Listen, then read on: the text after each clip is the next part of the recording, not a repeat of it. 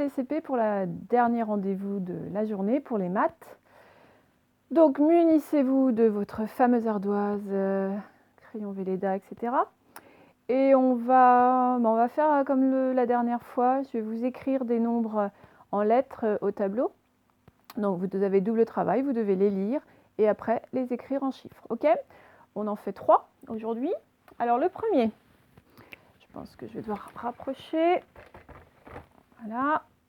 Alors, le premier, c'est celui-là.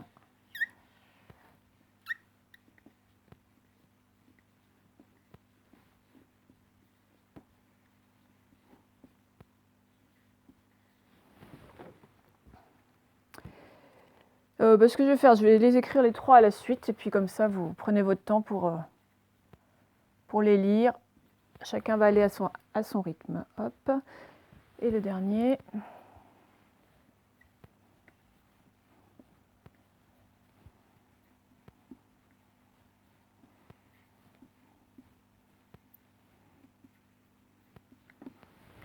Allez-y, je vous laisse un peu de temps pour relire ces 3 nombres et les écrire en chiffres.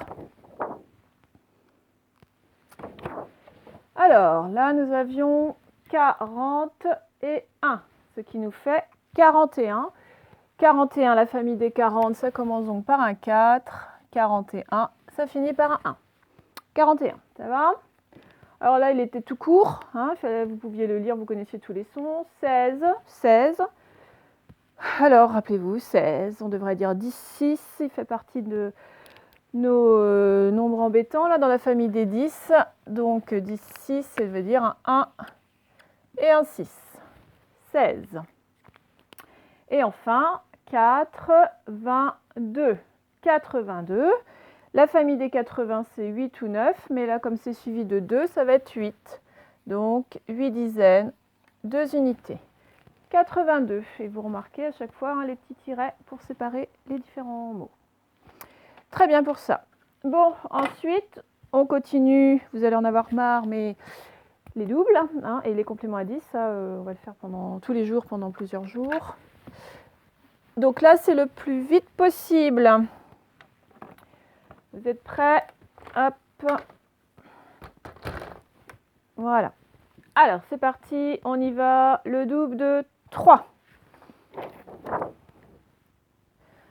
Double de 3, 3 plus 3 égale 6. On continue. Le double de 6. Double de 6, 6 plus 6 égale 12.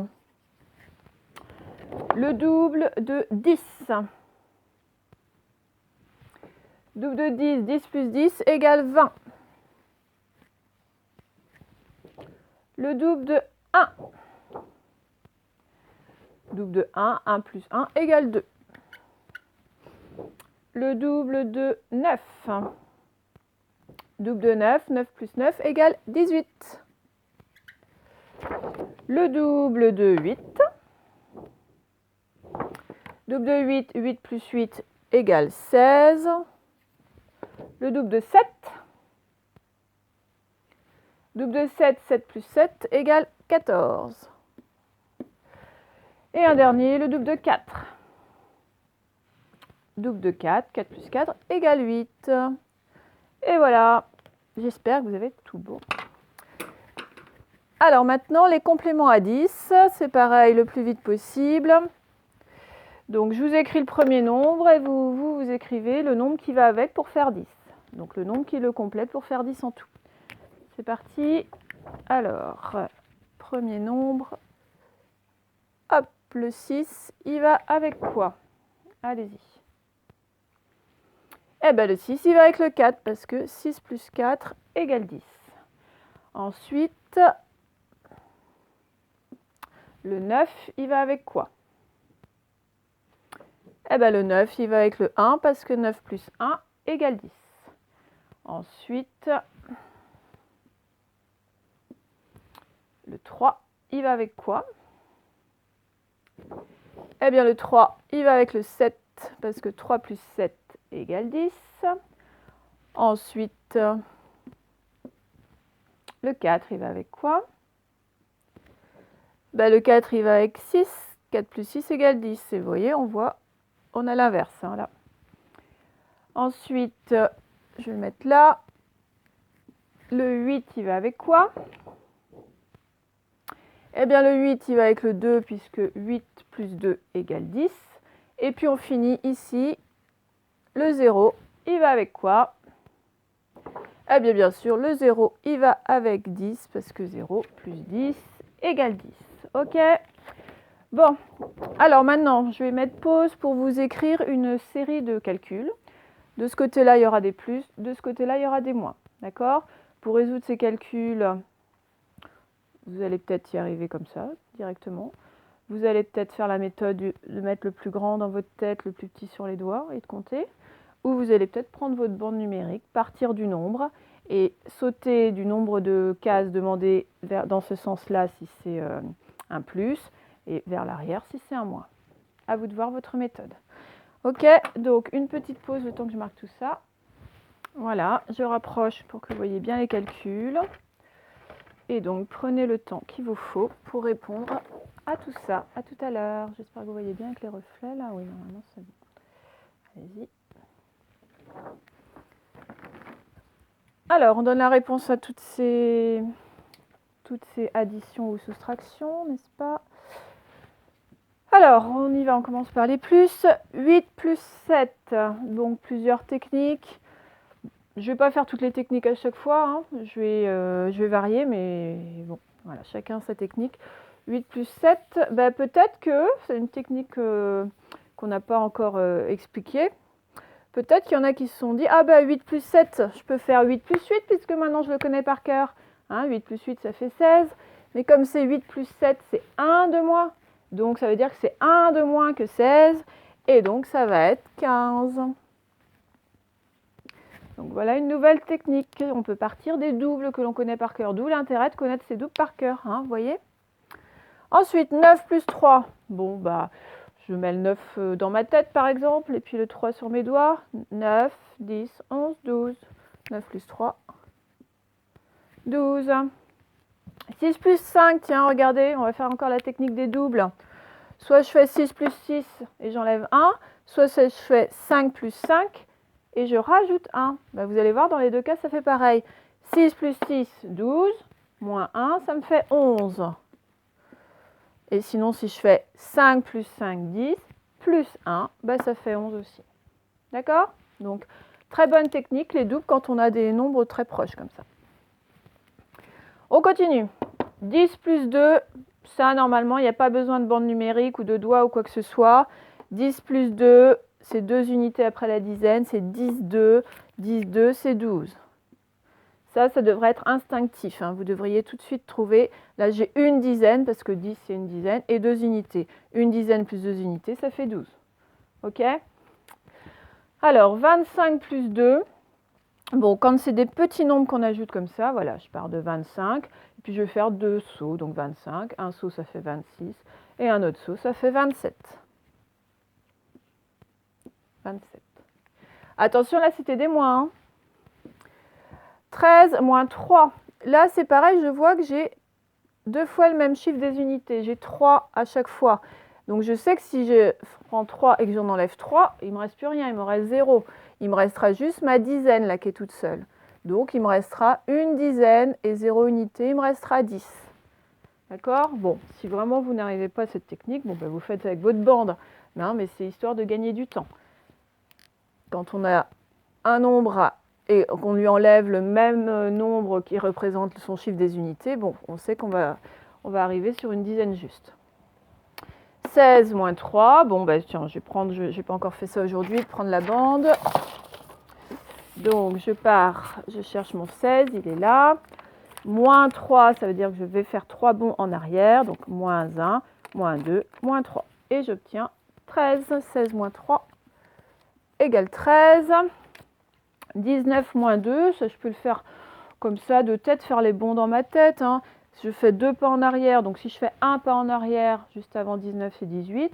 Et donc un deuxième pas en arrière juste avant 18, c'est 17. Donc 19 moins 2, ça fait 17.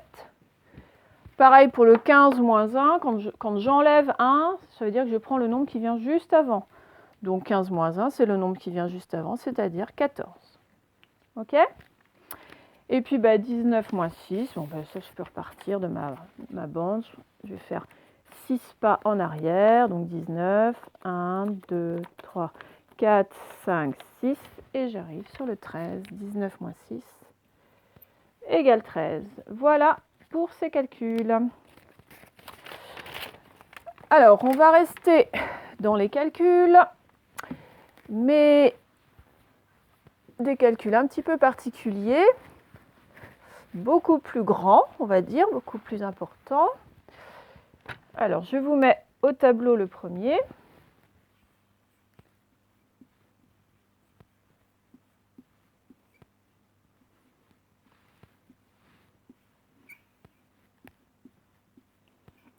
Voilà, je vous propose ce grand calcul là. Vous allez dire, oh là là, mais comment on va faire tout ça?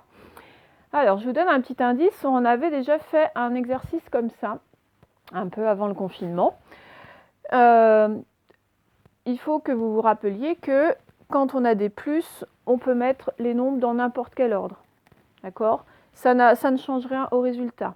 Donc là, le petit indice, c'est d'essayer de mettre des nombres qui vont bien ensemble pour faire des résultats tout ronds, et donc qui sont faciles après à ajouter ensemble. Donc je vous laisse réfléchir d'abord tout seul, et puis après je vais vous guider un peu plus.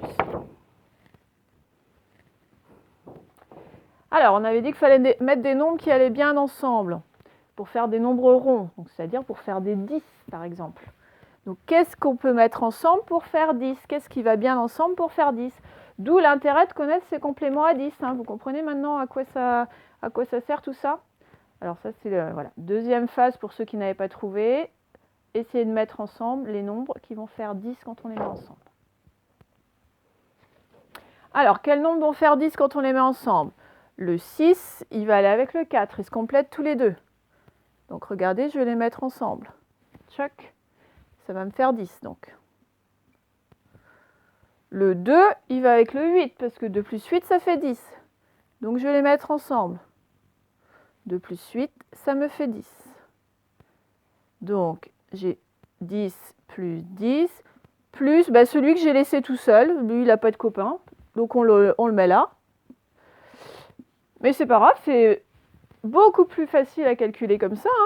10 plus 10, ça fait 20, plus 5, ça fait 25. Donc voilà le résultat de cette grande addition. En faisant les regroupements, c'est beaucoup plus facile. Vous avez compris? Eh bien, je vais vous en mettre un autre et celui-là, vous allez le faire tout seul de A à Z pour voir si vous avez bien compris.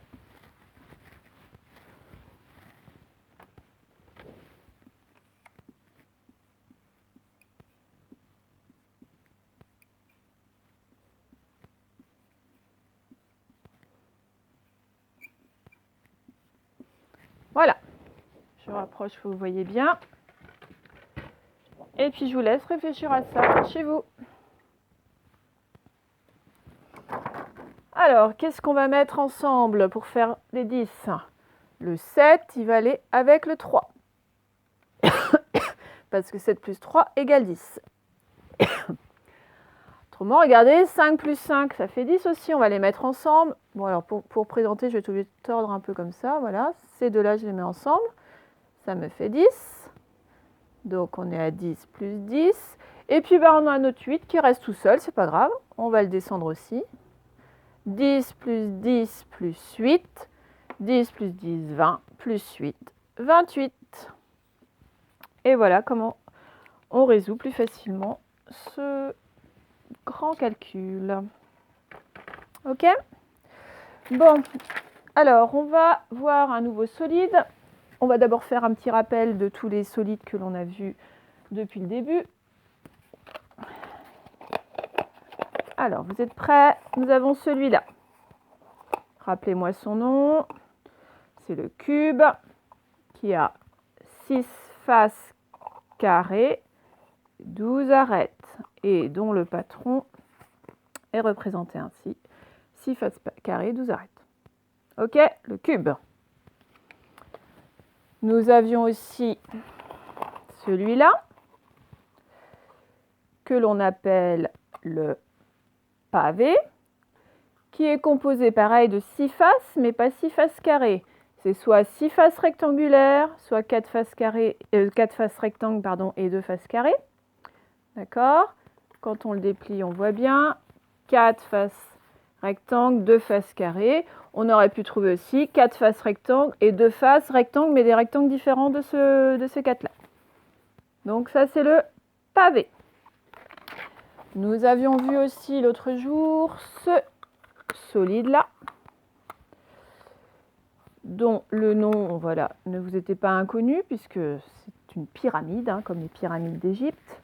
Cette pyramide était composée de 4 faces triangulaires, vous vous rappelez, et d'une face carrée sur laquelle elle repose. C'est pour ça qu'on dit une pyramide à base carrée. Hop, quand je la déplie, le patron est comme ça. J'ai ma base carrée qui est au milieu et il est entouré des 4 faces triangulaires. Donc ça, c'est la pyramide à base carrée. Eh bien aujourd'hui, notre nouveau solide, le voilà. Vous allez dire qu'il ressemble un peu quand même. Alors, essayez de voir quelle est la différence par rapport à la pyramide à base carrée. Voilà, je vous le montre sous toutes les coutures. C'est dommage que vous ne puissiez pas le manipuler, n'est-ce pas? Alors, quelle est la différence avec celui qu'on a vu l'autre jour? Eh bien, la différence, c'est sa base. Regardez la forme qu'elle a, sa base. Ce n'est plus un carré, c'est un triangle. Eh bien, c'est pour ça qu'elle s'appelle une pyramide à base triangulaire, tout simplement. Ce n'est plus une pyramide à base carrée, c'est une pyramide à base triangulaire. Eh bien, on va voir un petit peu comment elle est faite, cette pyramide à base triangulaire. Alors, d'abord, toutes les faces, elles ont évidemment des formes de triangles. Nous avons 1, 2, 3 triangles identiques. Identiques, ça veut dire pareil. Hein. Vous voyez, on les recompte. 1, 2, et puis celui qui est là, 3. D'accord? On les voit mieux comme ça, peut-être. Voilà, comme ça, c'est mieux. 1, 2, 3. Donc, 3 triangles identiques. Et en dessous, un autre triangle, mais qui n'est pas le même que les 3 autres. Donc, ça veut dire, elle est formée de 4 triangles, 3 identiques et 1 différent. Alors, les arêtes. 1, 2, 3 pour celle qui part du haut. 1, 2, 3 pour celle qui entoure la base. Donc 3 plus 3, ça fait 6. On a 6 arêtes. Et les sommets, j'avais oublié, je crois que je ne sais plus, je vous ai parlé des sommets déjà. Les sommets, voilà, c'est les bouts pointus, les angles pointus formés par le solide. Donc combien on a de sommets? Bah tiens, j'arrive à poser mes doigts dessus. Donc j'ai combien de doigts de poser sur les sommets? Eh bien, regardez, j'en ai 4. 3 sommets au niveau de la base et un sommet tout en haut. Voilà. Alors, on va regarder maintenant à quoi il ressemble ce solide quand il est déplié sous forme de patron. Hop. Donc, je le déplie. Et voilà, bah, il ressemble un petit peu à celui de l'autre jour. Je vous le remontre.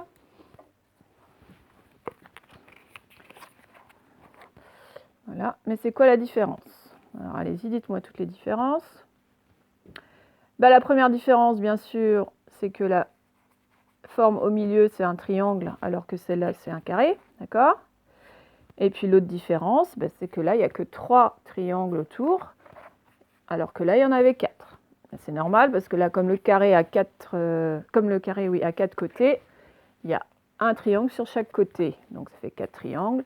Et là, le triangle, il a 3 côtés, donc un triangle sur chaque côté, donc ça fait que 3 triangles. OK? Donc ça, c'est le patron de la pyramide à base carrée. Ça, c'est le patron de la pyramide à base triangulaire. Bon, donc on a déjà vu 4 solides. On en reverra encore un. Puis après, on fera des petits points sur tous les solides ensemble. Alors, pour la dernière fois aussi, nous allons faire le petit jeu sur les heures. Donc, comme d'habitude, je vous propose une heure et vous me montrez sur votre écran de quelle heure, quelle pendule montre la bonne heure. Alors, vous êtes prêts? On y va. Il est 8 heures. Montrez.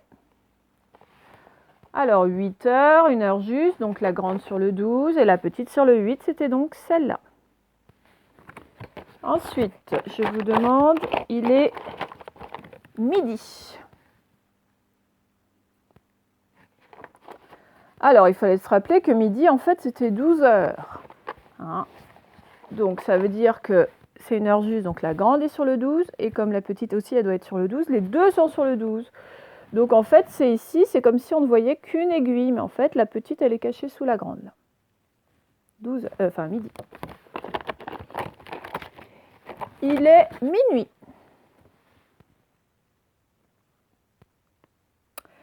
Eh bien, il est minuit, c'est pareil qu'il est midi. Hein. En tout cas, c'est la même chose qui est représentée sur l'horloge. Donc, c'est 12 heures. Donc, les deux aiguilles sur le 12 ici. Il est 11 heures. Donc, 11 heures, une heure juste. La grande vers le 12 et la petite sur le 11. Donc, ici. Il est 2h30.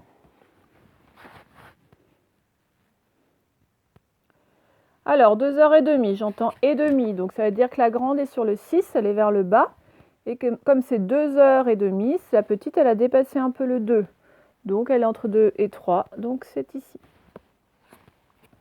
Ok? Bon, on en fait une toute dernière. Il est 4h30. Hop, 4h30.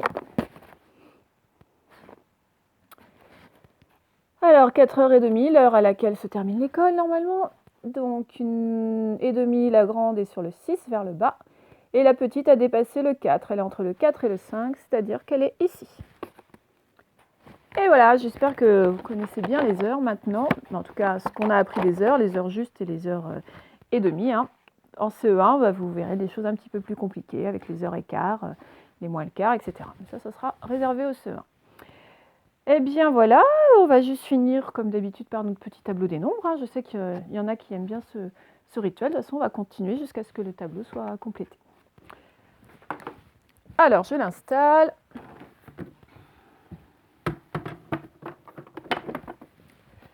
Voilà, je vais rapprocher tout ça.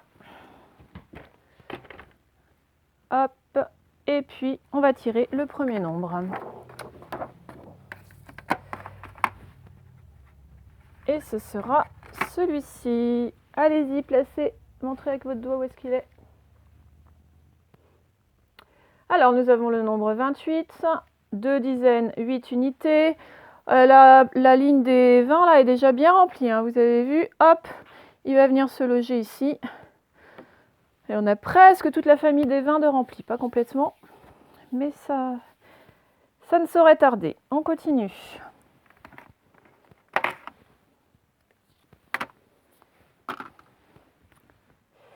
Alors, que je ne le mette pas à l'envers, c'est comme ça. Donc, nous avons 9 dizaines, 6 unités. 9 dizaines, c'est tout en bas. 6 unités, ça s'arrête là. Comment il se dit ce nombre? Eh bien, il se dit 96. Allez, on continue. Très dur. Bon, c'est évidemment le nombre 5. C'est la première ligne où il n'y a pas de dizaines encore, il n'y en a que nos petites unités simples. Donc, c'est ce qui va nous montrer la famille des 5 unités. Hein. 5, et 10, ça fait 15, et 10, 25, 35, 45, 55, 65, 75, 85, 95. On n'aura que des 5 comme unité dans cette colonne-là. On continue.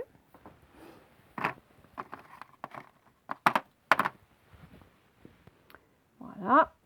Montrez où ça se trouve. Et prononcez le nombre tout fort. C'est évidemment le nombre 30, 3 dizaines. On commence la famille des 3 dizaines, donc il n'y a pas encore d'unité. Voilà, il est tout au début de la ligne des 30. Et puis on va finir un petit dernier avec celui-là. Montrer, prononcer. Alors, c'est une dizaine, 7 unités. Ça va donc être dans cette ligne-là. Alors, vous vous rappelez, ceux-là, je les avais mis en bleu parce que c'était ceux qui nous embêtaient là. Hein. Au lieu de 10, 1, on a 11, 12, 13, 14, 15, 16. Mais là, ça redevient normal. Donc, je vais le laisser en rouge. Parce que là, c'est logique. On a une dizaine, 7 unités, donc on a 17.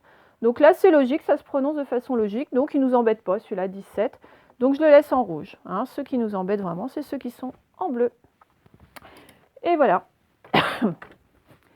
Bon, eh bien, je vous souhaite une bonne fin de journée. Profitez de ce soleil et des températures qui se réchauffent un petit peu, donc ça va être bien.